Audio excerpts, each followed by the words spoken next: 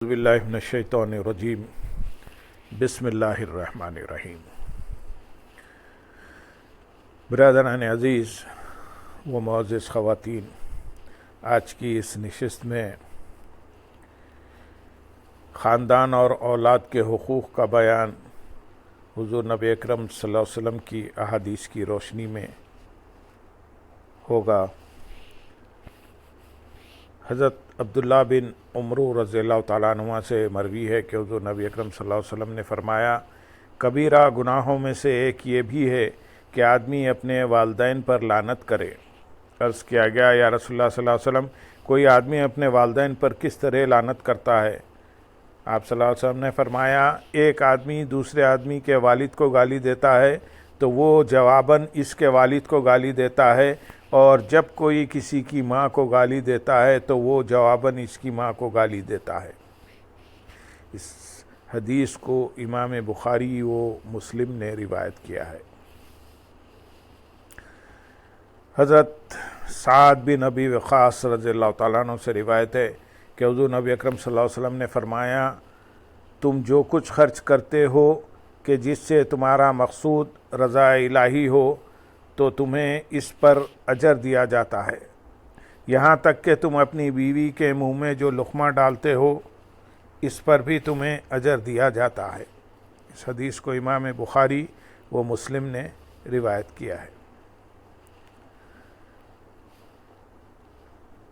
حضرت بحث بن حکیم بواسطہ والد اپنے دادا سے روایت کرتے ہیں، وہ فرماتے ہیں کہ میں نے عرض کیا، یا رسول اللہ صلی اللہ علیہ وسلم، ہم اپنے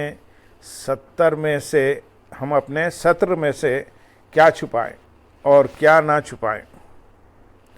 حضور نبی اکرم صلی اللہ علیہ وسلم نے فرمایا، اپنی بیوی اور لونڈی کے سوا سب سے اپنی شرمگاہ محفوظ رکھو۔ انہوں نے عرض کیا، اگر مرد کے ساتھ ہو تو؟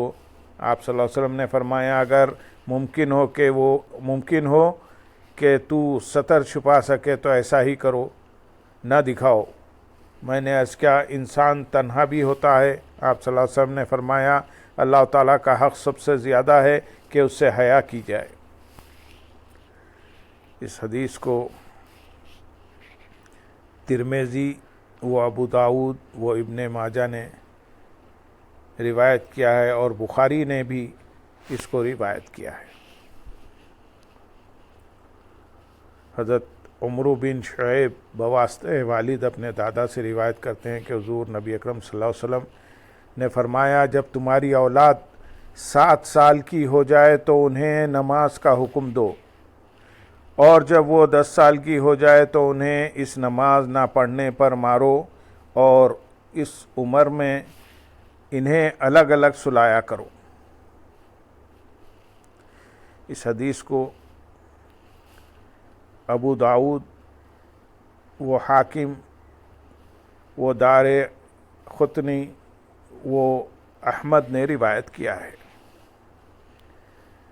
حضرت معاویہ بن حیدہ رضی اللہ تعالیٰ عنہ سے روایت ہے کہ میں نے عرض کیا، یا رسول اللہ صلی اللہ علیہ وسلم، ہم میں سے کسی پر اس کی بیوی کا حق کیا ہے؟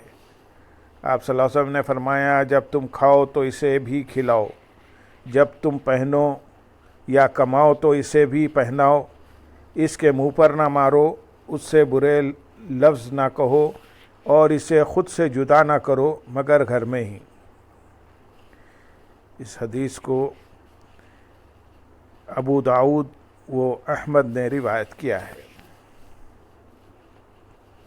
حضرت عبداللہ بن عباس رضی اللہ تعالیٰ عنہ سے مروی ہے کہ حضور نبی اکرم صلی اللہ علیہ وسلم نے فرمایا، تحائف کی تقسیم میں اپنی اولاد میں برابری رکھو، اور اگر میں کسی کو کسی پر فضیلت دیتا تو عورتوں کو، یعنی بیٹیوں کو بیٹوں پر فضیلت دیتا۔ اس حدیث کو طبرانی و بہقی و بخاری نے روایت کیا ہے۔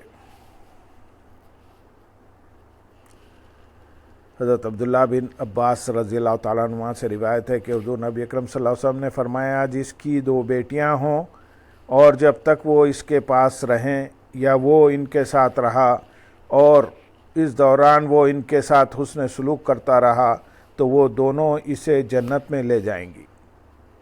اس حدیث کو حاکم نے روایت کیا ہے، حضرت ابو سعید خدری رضی اللہ تعالیٰ عنہ سے روایت ہے کہ حضور نبی اکرم صلی اللہ علیہ وسلم نے فرمایا، جس نے 3 بیٹیوں کی پرورش کی، انہیں ادب سکھایا یا ان کی شادی کی اور ان کے ساتھ اچھا سلوک کرتا رہا تو اس کے لیے جنت ہے۔ اور ایک اور روایت میں ہے کہ آپ صلی اللہ علیہ وسلم نے فرمایا 3 بہنیں یا 3 بیٹیاں یا 2 بیٹیاں یا 2 بہنیں۔ اس حدیث کو ابو داؤد و احمد نے روایت کیا ہے۔ حضرت عبداللہ بن عمر رضی اللہ تعالیٰ عنہ سے مروی ہے کہ حضور نبی اکرم صلی اللہ علیہ وسلم نے فرمایا، رب کی رضا والد کی رضا میں ہے اور رب کی ناراضگی والد کی ناراضگی میں ہے۔ اس حدیث کو حاکم نے روایت کیا ہے۔ حضرت ابو درداء رضی اللہ تعالیٰ عنہ سے مروی ہے کہ حضور نبی اکرم صلی اللہ علیہ وسلم نے فرمایا، تم قیامت کے روز اپنے ناموں اور اپنے باپوں کے ناموں سے پکارے جاؤ گے، لہذا اپنے نام خوبصورت رکھا کرو۔ اس حدیث کو ابو داؤد و دارمی نے روایت کیا ہے۔ حضرت عائشہ رضی اللہ تعالیٰ عنہ روایت کرتی ہیں کہ حضور نبی اکرم صلی اللہ علیہ وسلم برا نام تبدیل فرما دیا کرتے تھے۔ اس حدیث کو ابو داؤد نے روایت کیا ہے۔ اللہم صلی علی سیدنا محمد وعلی آلہ سیدنا محمد وبارک وسلم وآخر دعوانا ان الحمدللہ رب العالمین۔ سبحانہ